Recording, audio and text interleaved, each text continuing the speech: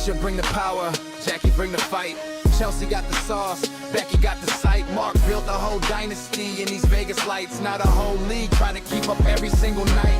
Championships, records, the standard bearer. We welcome you all to the Aces era.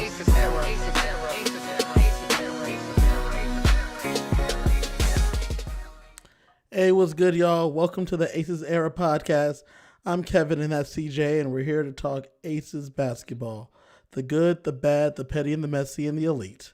It has anything to do with the Las Vegas Aces, we're talking about it. CJ, it's Commissioner Cup time. We got 2 wins in here. Let's talk about it. I'm glad they're banking wins because you can't take those away. No. We need to keep winning so that we can be the first 2-time Commissioner Cup champs. There's never been one, which is kind of crazy if you think about it. The Storm were the first, and there's been a different winner every time since. So the Aces are well on their way to possibly becoming the first 2-time Commissioner Cup winners. It's crazy that not only have there never been a 2-time winning team, only 2 players have won 2. That was our end last week. True. Sid and Stewie. Yep. That was it. Was obviously 2 different teams. It's been a pretty cool thing. Another thing that's really interesting is that every time you're in the Commissioner Cup final, one of those teams make it to the WNBA final. So that's a good sign. And, it's interesting because I noticed the same thing happens in the NBA Cup. The Spurs play the Knicks. We have a rematch this year. Yeah. Yeah. And then when the year that the Bucks went, the Lakers went that year. You seem to do well. If you do well in the Commissioner Cup, in those Commissioner Cups, it's a good litmus test on how your team is looking.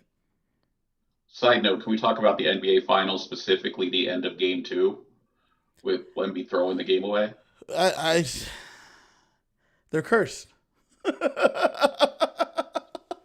Yeah. Danhausen strikes again. For all the wrestling fans, Danhausen cursed every Knicks opponent, and for some reason it's working. I don't know. I don't get it. For those that don't know, real fast, Danhausen is a WWE personality he's a wrestler who curses people, and then bad things happen to them. He cursed the Knicks. He cursed Stephen A. Smith and the Knicks. And then a fan bought a cameo, and he said, well, since I have some human monies, I will uncurse the Knicks, and I will curse their opponents. And he's cursed them ever since. And the Knicks haven't lost since he started cursing their opponents. Yeah, if you have some free time on the internet, look up Danhausen and the Knicks. It's he also stupid cursed and it's funny. The Carolina Hurricanes, and they lost in overtime to the Golden Knights yesterday.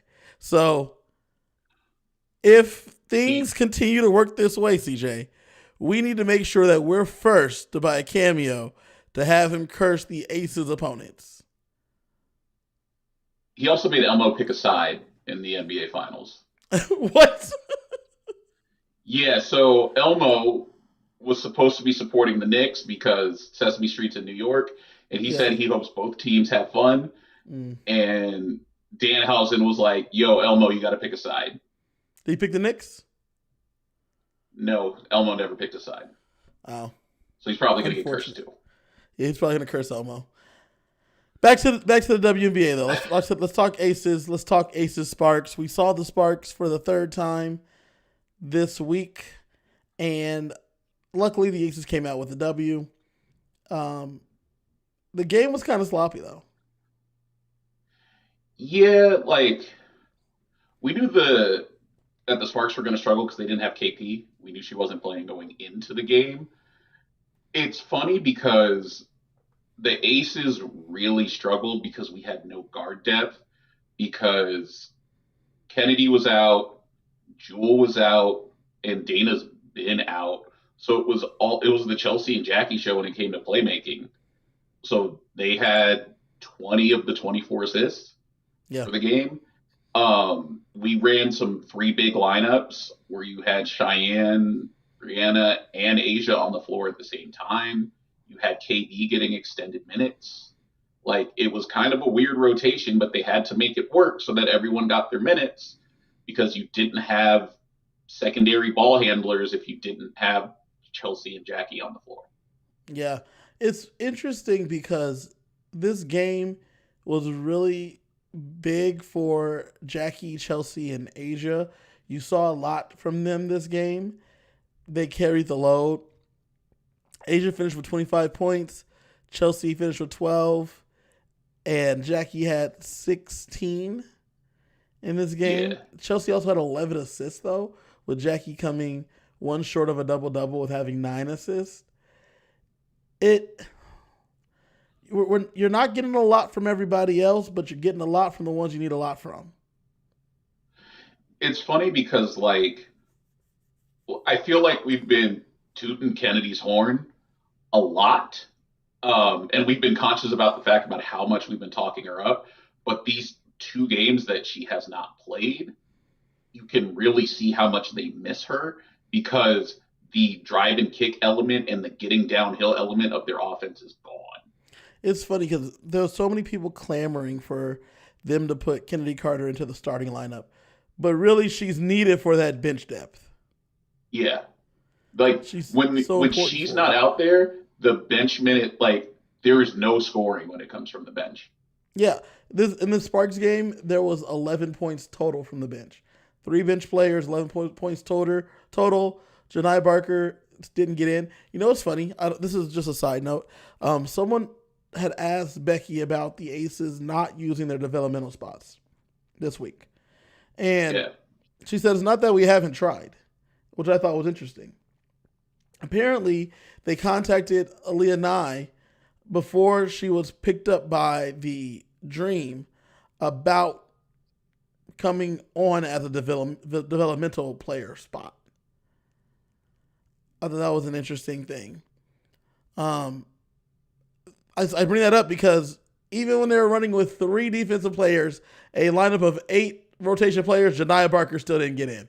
They're using their regular season spot as a developmental player spot.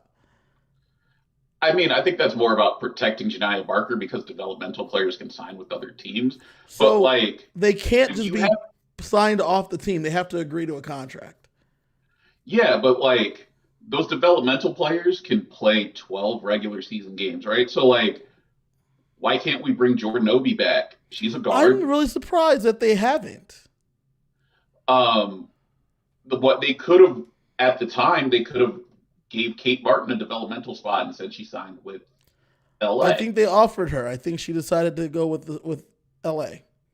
Yeah, Haley Van Lith, who was out there, she's on a developmental contract. Like, I know we're talking about players who made other decisions, but the Aces seem like a prime spot for guard depth. Well, Deja Kelly is a prime example, right? There's a G League type thing out there called the Upstart League. I think Upstart League is what it's called. First game, Deja Kelly had like 36 points. That's wild. So there are the Upshot League. Upshot League is what it's called. There is a league out there. There's a bunch of people that are looking for roster spots. And I'm surprised the Aces haven't reached out to any of them. There's 4 teams out there, but like some of the players that are on these teams are like Deja Kelly. I'm pulling up the roster. I know Deja is one of them. I have a roster for the Jacksonville Waves right here. They have Grace Berger is out there, I believe that. Jasmine Walker. Cheyenne Sellers. Cheyenne Sellers is another prime example. She's out in this league playing in the Upshot League. And I'm surprised the Aces haven't reached out to any of them about signing a contract. I mean, we don't know if they haven't. But on top of that, you could also go to Europe. We've had an influx of European players coming and playing in the league. You can't go find a couple of random European players to sit in your developmental spot because remember, it's the first 3 years in the WNBA. we have 30-year-old rookies this year who came over because we were sending our American players to Europe to make money. Like, that's why WNBA players were playing in Europe. They played in the U.S. because they wanted to play in front of their families. They went to Europe to get paid. Now European players are coming to the WNBA to get paid. Why can't we pull some European players to fill those developmental spots who are like, yeah, I'm here for a paycheck and $250,000 as a minimum player? That is true. It's just an interesting concept for these developmental players, this developmental spot. But like I said, the Aces are still using it as they're using their roster as a developmental type deal. I have here Allison in the comments. She said may want real playing time, even if it's out of the league, and that's true. That might be why they're out there playing in the upshot league. Who knows though, right? Who knows ultimately? I mean, obviously you can't get better if you're not playing is the thought a lot of the time, but you need to be playing against the best in the world also. Right. And Janiah Barker still, like we just talked about, is not getting in. So that even with the lack of depth for this specific game, the Aces still made it work with 8 for the Sparks game. I do wonder how much of Janiah Barker not getting in, though, is redundancy because the bench was Cheyenne, Brianna Turner, and KB, who all are forwards or bigs, and Janiah Barker is a forward. She's yeah, that's true. She has like a little bit of guard skills, but she's mainly a forward. Yeah. One thing that I thought was really interesting in this game is that LA couldn't buy a basket. It's funny they can't buy a basket for the same reason that our bench can't buy a basket, and that like they need KP the same way that our bench needs Kennedy. Yeah, that's true. With no Kelsey Plum this game, they were only shooting 31% from the field, 26% from 3. It was a rough game. They went for a stretch in the first quarter where they missed 7 shots, and it was actually funny because I'm watching the game, and they say the Sparks are 0 for 6, and then like Cam shot a 3. 0 for 7. 0 for 7 right now. They finished with 10 first quarter points. Like, they were struggling. Yeah. Aces weren't doing much better. They had 14. But it was a lot of Aces also had 5 turnovers in the first quarter. 3 of them were due to charges. Yeah. So, I mean, speaking of charges, the free throws in this game, CJ. Don't get me started. Well, I've been talking about this for weeks. The Sparks shot 27 free throws. The Aces shot 16. And then not just did they shoot 16, they went 9 for 16 from the line for a paltry 56%. Sparks went 23 to 27. Like, that's minus 14. You gave them 14 free points. It's a 14-point head start without taking any time off the clock. Yeah. It's an interesting situation for them when they're not only not getting the calls, but when they get the calls, they're missing the free throws. Like they haven't seen the free throw line for a long time. And it's funny because, like, usually our fouls are pretty even with the other team. The Aces had 7 more fouls than the Sparks this game. They had 23. Sparks had 16. I'm looking at the box score right now. NaLyssa had 5 fouls. Stephanie Talbot had 4 fouls. Cheyenne Parker Tyus had 5 fouls in 8 minutes. Like, it's a lot of fouls. And it's not like without Kelsey Plum there, who's drawing the fouls? So, do you think that the Aces are having, Cheyenne specifically, do you think Cheyenne's having a tough time adjusting to the new way that they're officiating? maybe like you can say the league has said they're cracking down on physicality. Mm-hmm. So maybe the Aces are struggling with this crackdown on physicality, but there's also games that we're sitting there watching and the contact is debatable. And I've watched basketball my entire life, and it's very funny because fouls are subjective. It's like, to say, I describe it the same way as a catch in football. What's a catch? You know it when you see it. A foul, you know what the rule is, but a foul is really, you know it when you see it. So as long as they're calling it consistently, it's fine. Because the first few minutes of the game, the refs are kind of establishing what they are and are not going to call. So you can figure out how physical you're going to be that game. The problem that the Aces seem to keep running into is the level of physicality that is being used against them is not being called the same way. Like, the Aces will play just as physically, but it's called against them and not called against the other team. And I don't know how much of that is me being a homer versus it just feels like they're getting screwed. Right. It doesn't feel good. Yeah, and like I could say I'm being a homer, but if the free throw discrepancy is there every night, at a point it's an issue, especially when you have a team that pounds the paint like the Aces. They should be getting more foul calls. The style of play lends to it. Aces had 38 points in the paint to the Sparks 26 points in the paint. Yet somehow they went to the line almost half as much. Yeah. It doesn't make sense.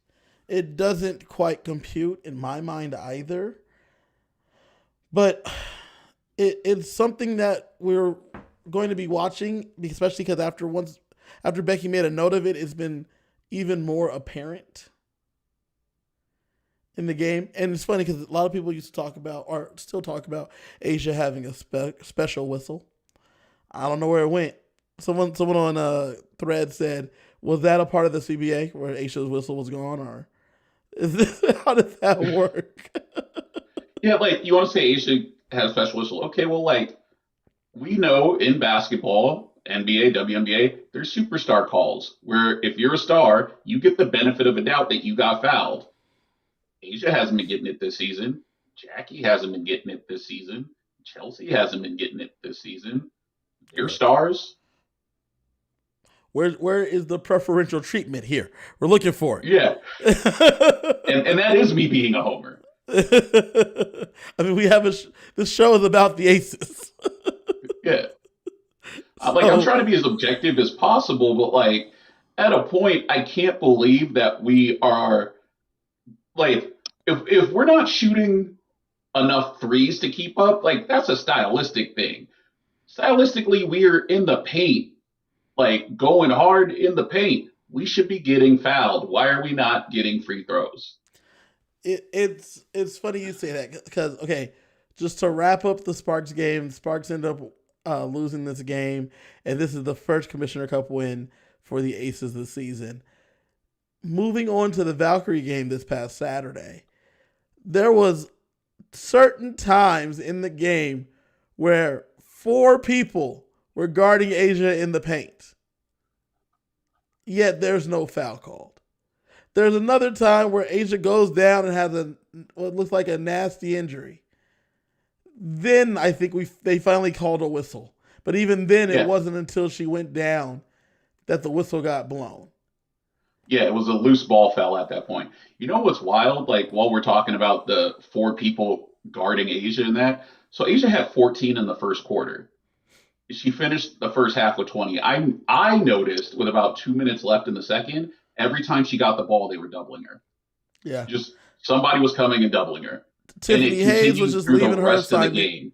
Tiffany Hayes was just leaving her assignment. Gabby Williams just leaving her assignment. And coming up because she was being guarded by who was guarding her? At first it was Kia, then it was Veronica Burton. And then it was Kayla Thornton was guarding Asia a lot of the game. Because Veronica was on Chelsea all 94 feet all game. Yeah. Veronica Burton was guarding Chelsea the entire way of the court. And that was one thing I noticed about the Valkyrie and watching them in person, because once again, me and CJ were in the building, luckily. They were not playing about their defense. Veronica Burton, the moment Chelsea came up the court, she had her all 94 feet, back and forth. Didn't matter. Gabby stayed on Jackie. Gabby Williams stayed on Jackie like she was wearing her like a suit.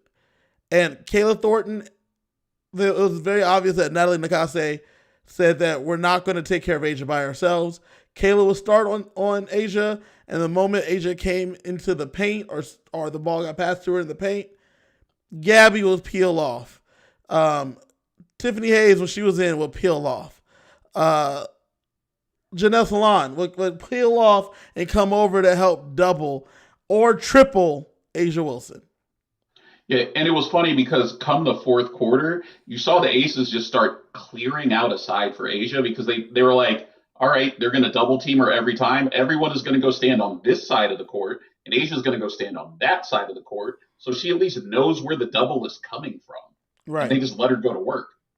It was interesting because, like you said, she had 20 at the half. I thought she was on pace to like have 40 for the game. Yeah. But like you said, they did a good job of changing their defensive strategy, which ended up hampering what Asia was doing. And she ended up only getting up, I think, one shot in the third, maybe two. And in the post-game presser, they asked both Chelsea and Becky about that. And both of them commented that it's not necessarily the shots, but the touches. They need to get the ball to Asia, even in those situations, so she could decide what to do with it. And I thought that was an interesting take by Coach Becky Hammond, because if Asia is able to dictate what's going on, like you said, bring the double, Asia could finish with 10 assists that game, because wherever the double's coming from, kick it out to them. And Asia only finished with 3 assists that game, but she generated a lot of good looks on the perimeter and had hockey assists, where, the pass to the assist for the 3, because the Aces shot 33s, which is a lot for the Aces. They hit 13 of them. Jackie was on fire. Yeah. But just that inside out game, because once they're doubling, you pass it back out, and now the Valkyries are scrambling. Like, oh, we got to go to that person. Now we got to go to that person. Like, the whole point of when somebody doubles, you have to help the helper, which means, like, when Gabby comes down, then the next defender has to go cover Gabby's person. Well, then somebody has to go cover the person that covered that person. So eventually we're going to get an open 3, which is why they shot a lot of 3s. Right. And, like, when we played Golden State last week, we talked about how Golden State was trying to outmath us. Golden State actually plays at a pretty slow pace. They play at the slowest pace in the league. So they play slow, and they shoot a ton of 3s. Like, they lead the league in 3-pointers made and 3 points attempted, and it's a lot more than everyone else. I actually looked it up. They make 12.2 threes per game. Second is Toronto at 9.7. So they make 2.5 threes, 2.5 more threes per game than the next highest team. They shoot 32.2. The next highest, they shoot 32.2. Toronto shoots 28.1. So they shoot 4 more threes than the next team. Like, they're shooting more threes than everyone while playing slower than everyone. That's how you outmath people. And yet, the Aces made 2 more threes than them this game. Yeah, because they had open shots. I mean, Asia shot 4 threes this game, which is unheard of for Asia. She made 2 of them. And those were like 2 in a row, too, I believe. They were like back-to-back jacks. Stephanie Talbot, she shot 4 threes this game. I want to talk about Stephanie Talbot, though, real fast. There's a lot of times she's passing up the ball, and it's very interesting because she's making the extra pass, which is right most of the time, but half the time she's open. She's that open player. I don't know if it's because she lost confidence early in the season because nothing fell for like the first 5 games, or if maybe she lost her green light unless she's like shooting from the corner. I don't know what's going on, but like I feel like she should be chucking a little bit more. Right. Right. Agreed. Their shots seem open. She seems to have the availability, so she should be taking them. Yeah. I mean, her defense has been pretty good. She's in for crunch time, especially in the crunch time lineups of Asia, Jackie, Chelsea, Jewell. They seem to go offense defense with her and NaLyssa. Mm-hmm. But if she's in that transition period while they're coming up and down the court, you would think that she should be taking that three. But that was just one thing I definitely noticed in the game yesterday against the Valkyrie. Speaking of, And go ahead. well, I was gonna say it's again very noticeable because we didn't have Kennedy. Like Jewell was back for the game, but we didn't have Kennedy again, and it's like we got to get offense from somewhere outside of the big three. Yeah. And big three plus featuring NaLyssa Smith, right? Yes. Because NaLyssa, when she can get dirty on the boards, she puts the ball back up. Did you see in the game Kia shoot a three, and then another one where she did a little rim run? I was like, where was that the last 4 seasons? Where was that, Kia Stokes? Back when Golden State was playing New York a couple weeks ago, Kia put up a three and it went in, and I was like, you could have been doing that the whole time. Wait, you know how to do that? Why did we never see that? No, I mean, like, I knew Kia could shoot, like, but why don't you? That's the thing. If you can, why don't you? Yeah. That's all I want to know. Like, NaLyssa can hit threes, but she's a dominant offensive rebounder. So I'm not going to ask her why she's not shooting threes because she's under the rim trying to get rebounds. But, like, Kia kind of operated in the dunker spot where she wasn't really getting the offensive rebounds. She was just on the weak side for a dump off. Mm-hmm. So why not space out and try to hit a three? Well, that's why getting NaLyssa is probably one of the biggest moves the Aces have done over the last 3 seasons. Mm-hmm. Because NaLyssa is just a difference maker for them. She was able to grab 2 O boards. One of them, I don't know if they gave the O board to her or to Jackie because she like knocked one out to Jackie when it was coming out. She like punched it out. Whenever the shot goes up, NaLyssa Smith is down there to make sure that they get a second chance to get it. And there's not people trying to over here talking about me bounds or whatever. None of that stuff over here. It's her getting offensive boards. I mean, to be honest, Angel Reese be getting O boards too to get not just her own shot. But NaLyssa is out here. Angel Reese is a dominant offensive rebounder, but we make fun of her because she coined the term me bounds. Because she said, if I get it, I'm going back up. That's my shot. Well, they're talking about her like she said, I'm gonna go ahead and just own this, and I loved it for her. But yeah, with NaLyssa Smith, like I don't know where the Aces would be if they didn't have her down there getting dirty and making sure she's trying to gobble up all those rebounds that are on the offensive side. Can I go back to Angel Reese for one more second because I saw a crazy stat about her this week. Yeah. She is averaging the furthest she's ever shot from the rim this season for her career at 5 feet. If it's not right here, I don't want it. Exactly. 5 feet from the rim is the furthest she's averaged in her career. So she's literally under the rim. It's going up or she's not shooting. Yeah. I mean, I love wild. that for her, especially on a team with Alicia Gray and Ryan Howard. Like Jordan Canada, she ain't got to. They can shoot. They can do all the shooting. My job is to get these boards and put them back up. Going back to the Aces and the offensive rebounding, Asia had 14 boards, but only 2 O boards. I think that's more a function of how Golden State was playing. Okay. With a lot of that doubling, the paint was just crowded, which means Asia's going to be out on the perimeter because it's just harder to double her out there. So Yep. you're not going to be down there to get O boards. I mean, you're right. When Kia was on her, she wasn't coming out there. Kayla Thornton did Yeah. come and guard her out there, but Kia didn't go out there to go guard her at all. Yeah. So she had some space out there. Because Kia was guarding her in the first quarter and Kia was getting cooked. Yeah. And I was like, Kia, you saw all of this in practice for the last few years. You should be able to guard some of it, which Kia got that block that they called the foul and they got overturned. I was like, good for you, Kia. But she got killed in the first quarter. Speaking of the overturned call, the refs seemed blind this game. They really need to. We've been complaining about the refs for a while now. They need to start playing three blind mice when they miss some calls.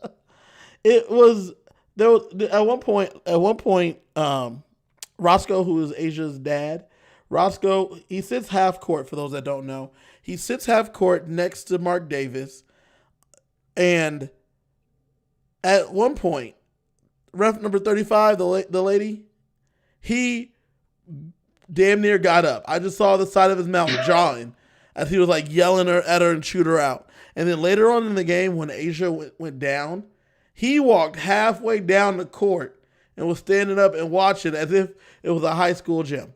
You know what I'm saying? That his kid just went down to high school. That's still his kid. I know it is. I'm just like, it doesn't matter how big the gym is. And how many people are watching. Roscoe is his dad all the time. And so exactly. His baby. Yeah, and he was once at the half, it was right after Asia picked up that offensive foul in the first half. From then on, he was all over the refs. And it didn't really change much for the Aces. Like, Jackie goes down at one point and has like a twisted ankle. Yeah. No call. Now, mind you, I think she just tripped on somebody's shoe, but if they didn't even like acknowledge that she was down, it took a turnover and the Aces pointing down the court to point it out.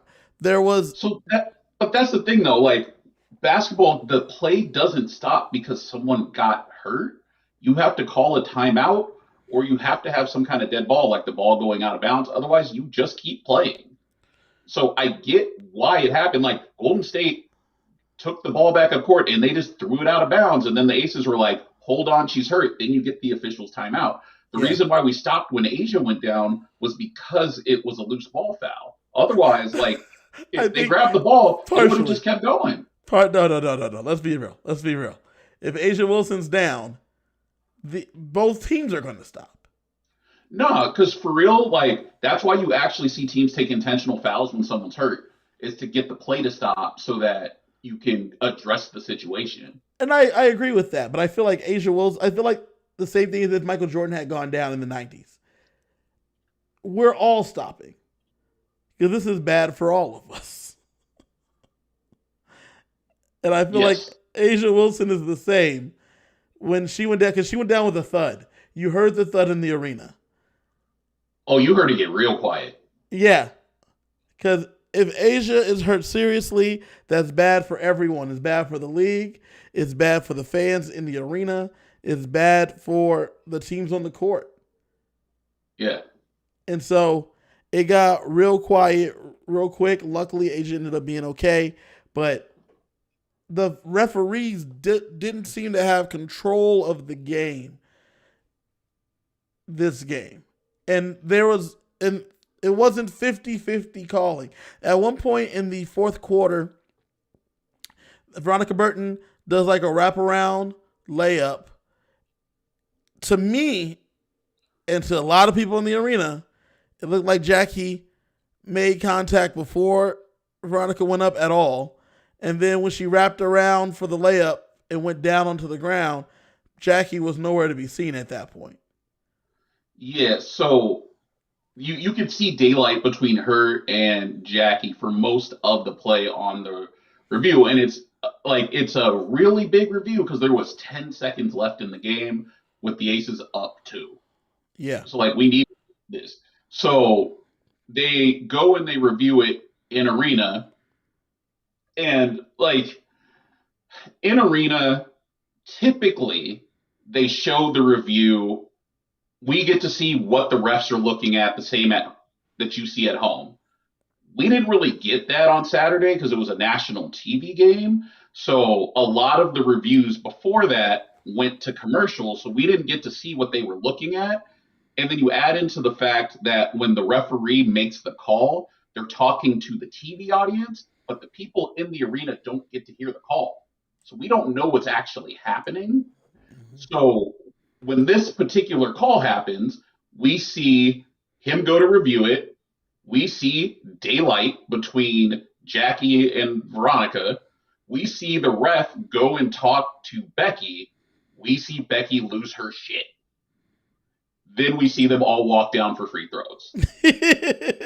That was the sequence. That was in fact the sequence. And luckily, she only made one of the free throws, and we were able to Ball put the don't game lie. away for free throws. So immediately, we go home. First thing I do, because I record every game, go exactly to that point and watch it, because I need to see, why was this a foul? Yeah. So when Veronica goes in, Jackie's knee does hit her knee. Again, like I was talking about earlier, when you watch basketball and you watch enough basketball, you know a foul when you see one. Is that a foul? By rule, yes. By the way they've been calling the game, no. When they blew the whistle, they didn't see that. They called something else, but when they went and reviewed it, it was there, and they pointed at that and said, that's why there's a foul. What they saw is Veronica hit the hardwood. Yeah. And so they called a foul because Veronica's wraparound shot has her falling to the left and hitting the floor. Yes. And that's what they called. And then they said, we'll fix it when we see it, when we look at the replay. And like you said, caught the knee, hitting the knee. Sound good enough? Let's go from there. Yet, immediately after we saw down on the other end, Asia had gone down like right before then. Yeah, like 90 game seconds before. Yeah. So, but Veronica missing the second free throw was the biggest example of ball don't lie I have seen in person. Same. Ball don't lie. It fixed itself. Move on. Yep. And ultimately, the game, the Valkyrie is a tough opponent. And the Aces have been taken to the test twice now this season by them. But luckily, they prevailed both times. One thing that we got to see that the people didn't get to see if you're watching only at home, they have an in-arena video that starts every game. Yes. The first 2 home games, wasn't really feeling it. So every year they do a new video. And last year they had one, and I was like, the year before was better. And then, like, I mean, the year before, it was like the recreation of the opening scene of Belly or something. Yeah. It was really good. And then last year, Biggest Strongest, I was like, okay, like, that's cool, whatever. Like, I didn't love it, but I didn't hate it. And then this year came out, and I was like, oh, I missed last year's video. The one you didn't like that much. So then, I was like, oh, you don't know what you got until it's gone. So then we go to the game on Saturday, and it's Alumni Day. So video starts, and it's a brand new intro video. Oh, man. So Alumni Day, every year, the Aces are really good about this. They bring back players that have played for the Utah Stars, for the San Antonio Silver Stars, for old Aces players. If you've played for the organization, if you're one of those ladies that have worn any iteration of the Aces colors, you're invited back for the Alumni Day, and they have them throw out T-shirts, and they have them they're around the arena, and they get to say hi, and they have them in their different activations throughout the arena. And every year they also honor them a little bit by showing a video or something of that nature. So yes, this new video opens up with them calling back to their previous iterations. The music's great. The players seems like they just filmed it recently. Yeah. They weren't using this all season. I hope they were just saving it to start playing it on Alumni Day and then just use it going forward. I really hope that it wasn't an Alumni Day special and it's going into the vault. Because, like, I loved the intro where they talk about the Utah Stars, then they talk about the Silver Stars, and then they talk about how the Silver Stars are moving to Vegas, and then it cuts to the moving van pulling up in front of the practice facility with the wild card crew chasing them, and then they open the back of the truck, and it's like a club with the Aces partying in there. Yeah, like, that was real cool. And the wild card crew is the local dance crew for the Aces. Yeah. Every team has an in-arena crew. The wild card crew is that for the Aces. And it was a lot of fun. It was good. The music was good, and it got you hyped for the game, which is what the video is supposed to do. It's supposed to get you excited and ready to go. And it worked out. The Aces have always had some pretty good in-arena videos. They have them rapping nursery rhymes. By the way, Chelsea got flow. She's pretty good. Chelsea on left foot, right foot got a standing ovation from the crowd for her flow. It's great. They have Asia jokes where Asia has two players stand there, drink some water, and she tells a real crappy dad joke, and then they spit the water out. If whoever spits first loses, just like in Wildin' Out. The in-arena entertainment is really good, so I'm happy to see that they were able to get something back. Although the third quarter light game, not great. I need buckets on the trampoline back. Yeah. Where he has a block pop-a shot or something, hop a shot. Yeah. That game is much better. I prefer that for buckets. It's a lot more fun. Last thing before we wrap up the Valkyrie. The Valkyrie ended up signing Gabby Williams this offseason. Apparently, it came down to the Aces and the Valkyrie. How do you think the Aces would look if they had Gabby Williams? She takes Stephanie Talbot's spot? I would think so. They don't have Steph Talbot. Or do we have both of them? Stephanie Talbot's coming off the bench, and now Janiah Barker is the developmental player. Money-wise, I don't know how the money works. Yeah, like I would assume she's taking Stephanie Talbot's spot, which, like, defensively that's great for us. Offensively, it's great for us, but there's only one ball. Yeah, I mean it's the KP problem. There's only one ball. The wing defense would be insane with Chelsea, Jackie, and Gabby all playing defense at the same time. I guess Chelsea takes the third weakest defender. Yeah, I mean, like, it's kind of wild to say that, like, Chelsea or Jewell would probably be guarding the corner. Yeah, I guess. Like, because they're guarding, like, the other wing, so they're probably corner, and then you got the bigs guarding the bigs. Like, they'd have great perimeter defense, and maybe our foul situation wouldn't be so bad. I don't know. It would have been it's an interesting thought experiment. Yeah. It's an interesting thought experiment. CJ, let's get into the Commissioner Cup. The Aces have 2 W's in the Commissioner Cup so far this season, which is fantastic. We love to see it. We're trying to get that midseason cup again. There's 2 teams in the West that are 2-0, that are undefeated as well. The Lynx are already at 3-0, and the Dallas Wings are at 2-0. We have some tough sledding ahead. Yeah, the more I watch the Wings, the more I get nervous about them because they seem to have figured out what to do with AZ Fudd.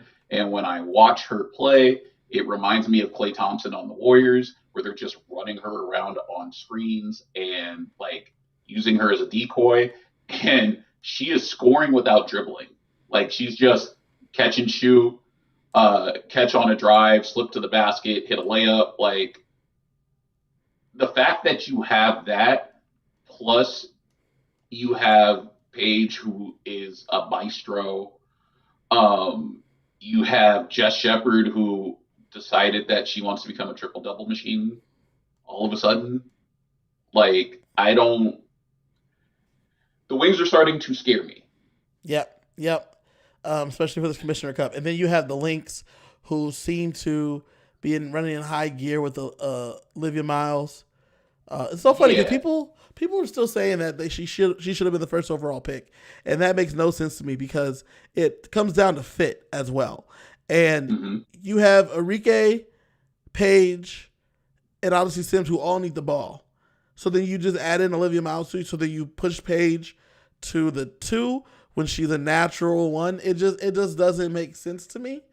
But I think that's funny. But she seemed to have found the perfect fit in Minnesota because it allows Courtney Williams to play her natural position of the 2.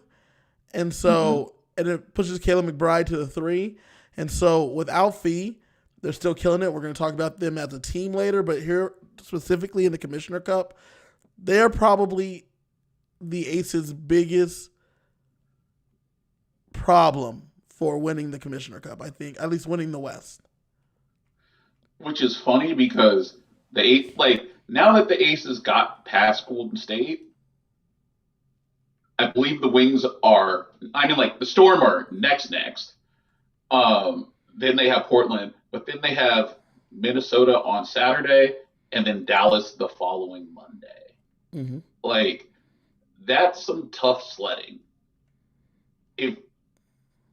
I think they have to win both of those. Like, I think they might need to run the table because it's entirely possible one of those teams does.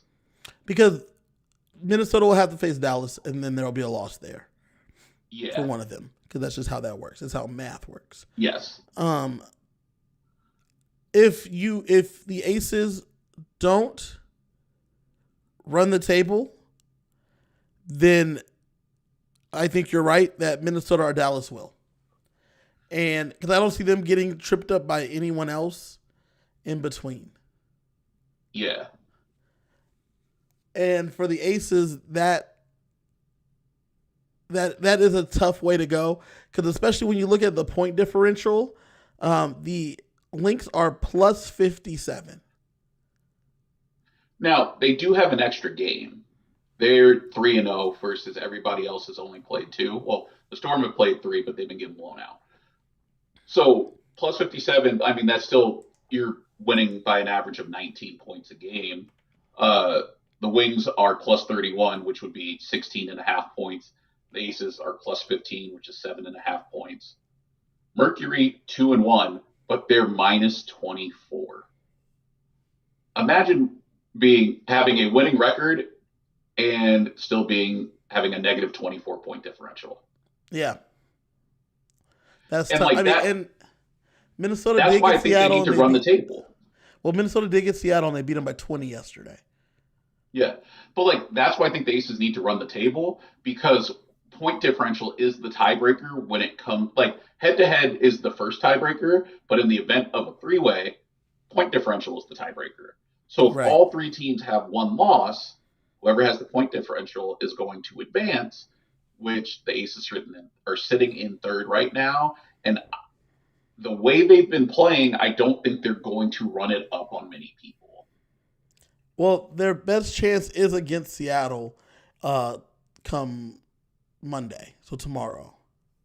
Because if they were going to run it up, they should have ran it up on LA, which they did not. They should run it up on Seattle. And if Phoenix hasn't figured it out yet, which, again, they won 2 of 3, they should run it up on Phoenix. But I don't see them running it up on anybody other than Seattle, because Portland has a winning record. Minnesota, and then we talked about Minnesota, Dallas, Phoenix. So where's the point differential going to come from, even if they do win? It has to be that Seattle game. Yeah. Or winning it out. The Lynx get the Dallas Wings on Tuesday. That's a game that I'm gonna be peeking in on. I've definitely. Yeah. because that one's going to be important for the Commissioner Cup for the Aces. On the Eastern Conference side, New York is 2-0. The Dream are 2-1.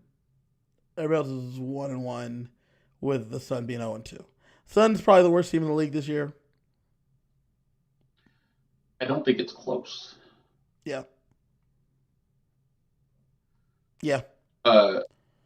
So when the draft happens, is Juju staying in school for another year, or is she going to go to the Sun? Well, it's a lottery. I think it may have to declare, I think, after the lottery. So that's when you make your Dante Moore decision and decide if you're going to be going to the league or not. Yeah, because if the Sun have the first pick, at that point you're going to be going to Houston. You're not going to Connecticut. Yeah, and you can be the face of the new Houston Rockets. But like, I don't know if I want to go to a team that's a mess. But the Fertittas are now in charge, and you have a whole bunch of new stuff going on. Might be better. We'll see. Let's look at the stock report, CJ. Whose stock is up this week? I would say, although I was never worried about her, Jackie. She figured it out. I know a lot of people were worried. I stand by. She had one bad game, and then she was in foul trouble. Yeah. And I mean, like, people say it was two bad games, but like, she was in foul trouble, so she was 0 for 2 in limited minutes. True. She did have a bad game in Atlanta, and then whatever. And then since then, she's been fine. And I say fine because she's an elite player. So, like, her fine is better than most people's really good. Yeah, she's been regular Jackie Young. Yeah, like, she hit the go-ahead 3 yesterday that ultimately gave us the win. Yeah. Yeah. I think you're right. Jackie's looked great in her game since. She had to like shoot out of it in that Dallas game, but since then her efficiency has kind of returned as well. Mm-hmm. And she's smooth sailing. She was 6 for 8 from 3 yesterday against the Golden State Valkyries. I think she's kind of returned to form. Speaking of her going for 6 for 8, I think the Aces 3-point shooting is on the up. They shot 33s yesterday. They shot 15, 16 against the Sparks. They shot 24 against the Sparks. So yes, their 3-point shooting is definitely on the up. They're shooting more, and if they shoot more, you make threes or more than twos. So that's what you're looking for. And also, if you shoot more threes, the paint will be more open. And with the paint open, you get more boards down there, which they're able to do. Hopefully. Last stock up, Asia. She was named Western Conference Player of the Month. She is working towards her 5th MVP, which I hope she gets. Yes. Is it possible to have stock up if your stock is already at the top? Yes, it broke the ceiling. And I feel like we have to at least mention her because we don't mention her enough. In fact, we talk about the Aces often. We don't talk about Asia. So, Asia winning Player of the Month. Shouts to Asia Wilson. It's wild that she won Player of the Month, and it's just kind of like expected. It's a part of who she is winning those Player of the Months. Yeah. Let's talk about stock down. The bench stock is down. Without Kennedy Carter, they seem to not be able to get anything done. Cheyenne didn't play at all yesterday's game. When asked about it, Becky said that it's just matchups where she's deciding between Breezy and CPT. So the faster teams, the smaller, faster teams, she's not going to see a lot of Cheyenne. And even though, like you said, the pace that the Valkyrie play at is slower, they're a smaller team, as we talked about last week. Well, It's funny because the pace, like when I talk about pace, what that really means is the amount of shots they get up per game. Because when you watch the Valkyries, they don't play slow. They are flying all over the court. There's Right. constant movement. Like they're hounding you for 94 feet, but they're constantly working for good shots, which means they go deep into the shot clock. So their pace is quote unquote slow because they work deep into the shot clock to find an open three. Yeah. And waiting for something to break down just so they could take it. Yeah. Who else is talking about? For next stock down, I'm gonna say Jewell Loyd. I'm getting kind of worried for Gold Mamba. She's got career lows in points per game, field goal attempts per game, field goal percentage, like worse than her rookie season. I'm not quite sure what's happening. Like, I know she's missed the last couple of games because of injury, and I'm wondering if this injury, which side note, the WNBA, I need better injury reports. Like Kennedy fell and she got hurt last week, and then we got out lower leg. Like, Yeah. what does that mean? Dana's been out all season, lower leg. Can I get some like real injury reports? You know the NBA has to give an injury report every 15 minutes on game day. Oh no. It's for the gamblers, but like, can I get some like degenerate gambling injury reports? Like, I don't even need one every 15 minutes. Can I just get like a bigger overview? Like, is it a calf strain? Is it a hip bruise? Like, what's going on? Because this isn't the Jewell that I know. Well, it's weird because like a lot of the stuff was able to fly before because they were making 200 grand. But Yeah. now you're $1 million players. So Yes. we need a little bit more clarity, a little bit more openness about what's going on. Not just with the players, but you're going to be treated, you're going to be covered like a real league.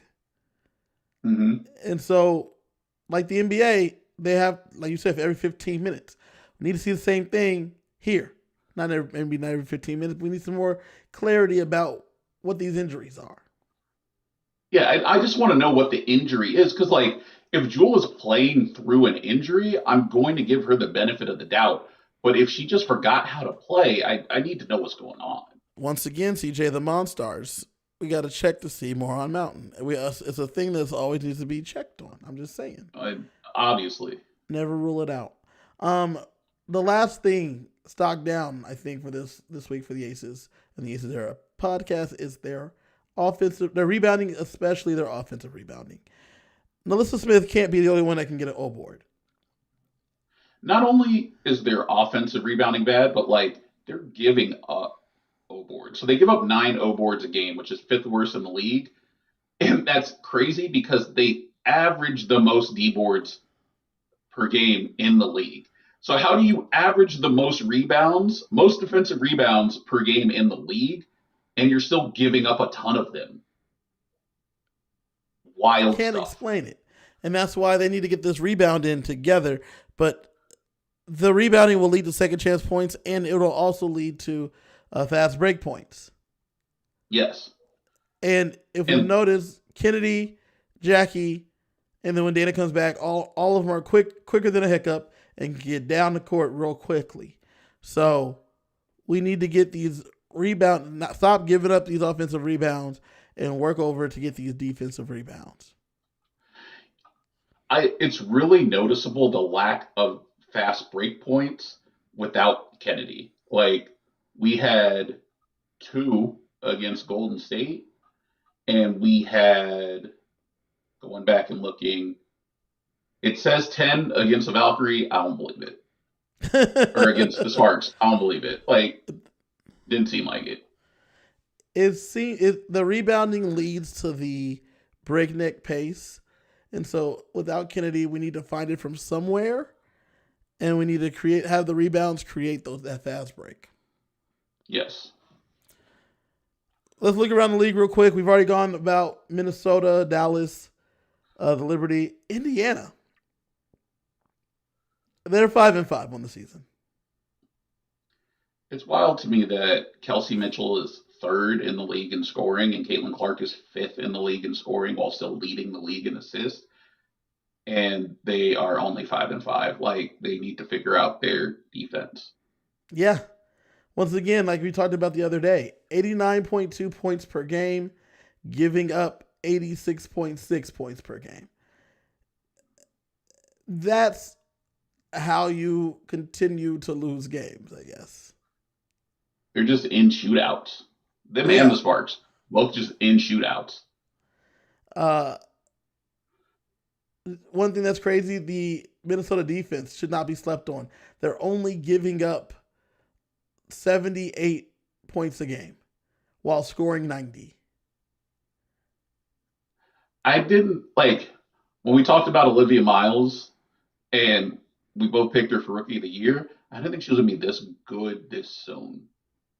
Like we knew she was gonna be good, but she's averaging, I believe, 17 points, 5 boards, and 6 assists through her first 10 games. Like it's only gonna get easier for her when Fee comes back.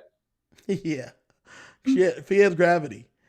Right now they don't have anyone who has gravity, so it's just crazy to see for her. Yeah, like I wasn't worried. Like I had Minnesota a tier down, but now I'm wondering if Minnesota, instead of being in that like Atlanta, Indiana tier of like the second tier who can absolutely win the title, but they're below the Aces in New York, they might be in that same tier. Right now, I have Minnesota as the team that everybody's chasing. I have the Aces as like a contending team because I think only one team can be at the top, and Minnesota is the scariest team to me, as they're the boogeyman, and they're the one the Aces are chasing at the moment. Yes. Until they see them for the first time on Saturday, we're not going to get a real view of how they look compared to the Aces. But they're the ones that are scaring me right now. New York obviously always scares me, but New York's not healthy. Sabrina's played one game, I think, and then went back out.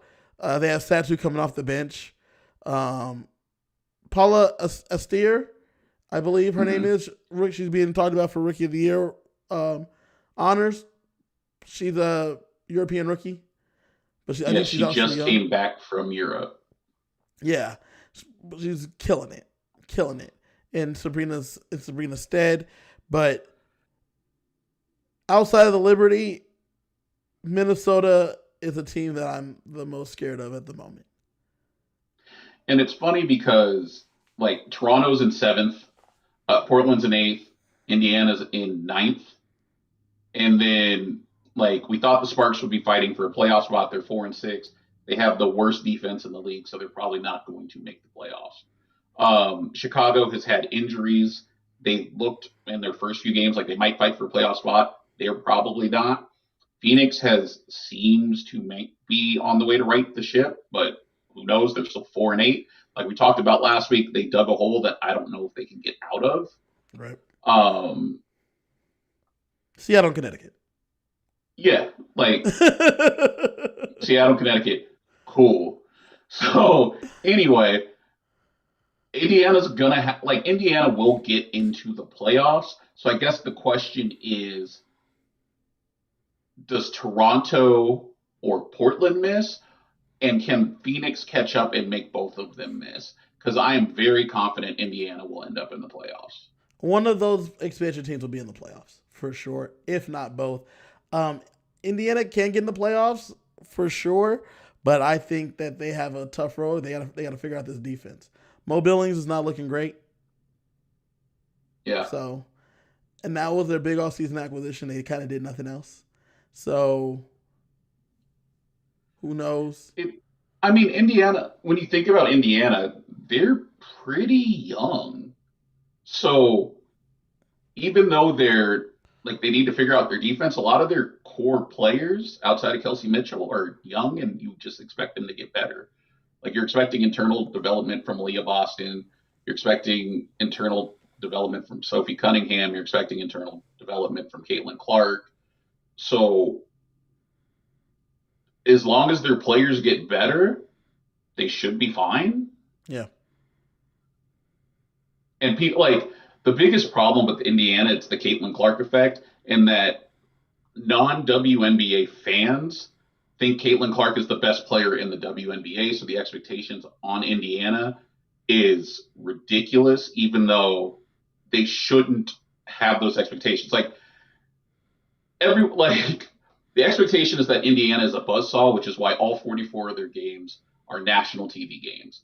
Indiana is probably I have them in that second tier of maybe you can win a title, but realistically, they're probably at best the 5th best team in the league. Yeah. So they have all these expectations because they have Caitlin Clark, because you have a lot of people who don't follow the WNBA. They just follow Caitlin Clark. Right. It's a problem. And I'm sure people are looking at them now saying, what's wrong with them? Because we talked about it during Caitlin Clark's rookie year, where we were pretty sure that coach was going to get fired because they weren't making the playoffs, even though they never should have been in the playoffs to begin with. Correct. And sure enough, Chrissy Sides did get fired. Yep. CJ. We have some more Commissioner Cup games coming up here on the horizon. Monday against Seattle. Thursday against the Portland. They're in Portland against the Portland Fire. And Saturday, they're back at the house against the Minnesota Lynx. The Aces need to go 3-0 on this stretch before we're talking about this again on Sunday. How do you think they get it done? The game against Seattle tomorrow, just don't take it easy on them. I could see them trying to coast through that game because they think Seattle's easy. Just because Seattle's young doesn't mean Seattle's easy. Right. So they should take them very seriously.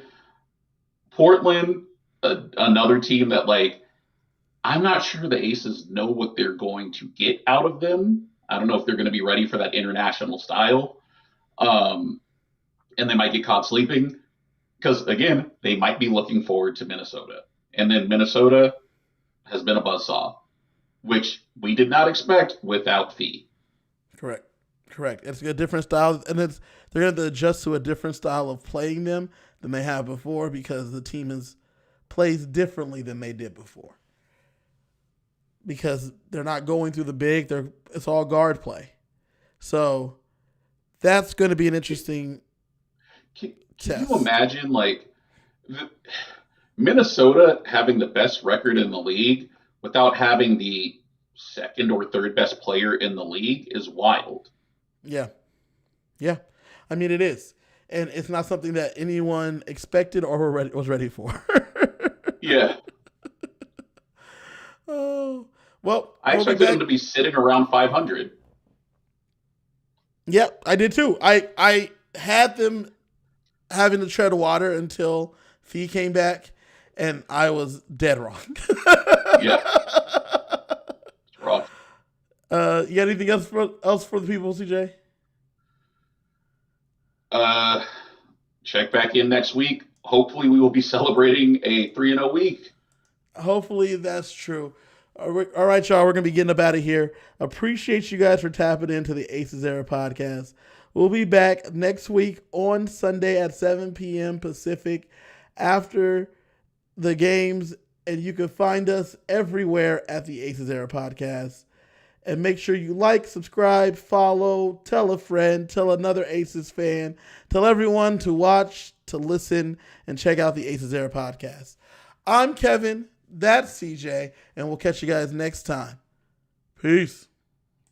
Peace.